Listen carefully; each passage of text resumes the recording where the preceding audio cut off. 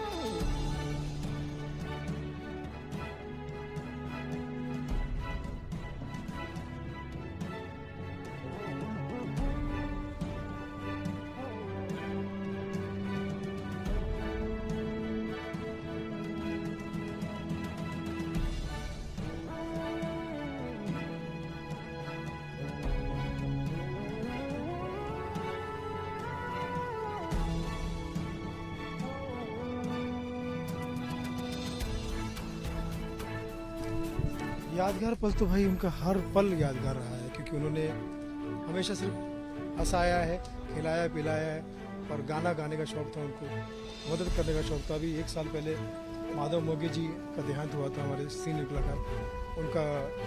उनकी शांति सभा मैंने रखी थी, सारा खर्चा मैं ही करने वाला था। तो जब बिल देने के लिए मैं पहुंचा, अच्छा खासा बिल था, तो उन्होंने बिल लेने से इनकार कर दिया। उन्होंने कहा क्यों? मैंने राजू श्रीवास्तव जी ने भर दिया। बिना बताए, इस कान को भी खबर नहीं होती थी, और इस हाथ को भी गुप्त दान करने में बड़े माहिर थे। मैंने जानता हूँ उनको, करोड़ों रुपये दान करते थे, लेकिन कभी कोई हो हल्ला नहीं, शांति से काम करते थे। तो कुदरत का ये बड़ा जुर्म हुआ है, कुदरत ने बड़ा अन्याय किया। मैं तो भारत सरकार से निवेदन करूंगा कि जिस शख्स ने इतने सालों तक लोगों को हंसाया है, भारत रत्न और सम्मान मिलना चाहिए, और उनकी इच्छा की चेता के लोगों को आने वाली पीढ़ी में पता चाहिए कि राजू श्रीवास्तव जी कैसे सही हो, कैसे उनका सफर रहा, शॉर्ट सफर रहा, लेकिन बहुत ही प्रेरणादायक। मैं तो समझता हूं जब तक दुनिया में हंसी रहेगी, जब तक हंसना रहेगा, जब तक स्टैंड अप कॉमेडी रहेगी, इनका जिक्र आन बान शान से किया जाएगा। वो हमेशा कॉमेडी की दुनिया के आसमान थे और हमेशा रहेंगे।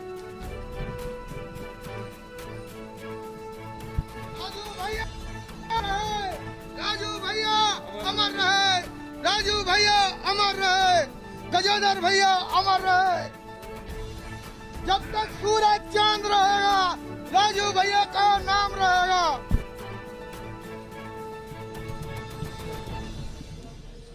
तो यहाँ आपने सुना कि किस तरह से जो है यहाँ पर नारेबाजी, और यहाँ पर आप देख सकते हैं कि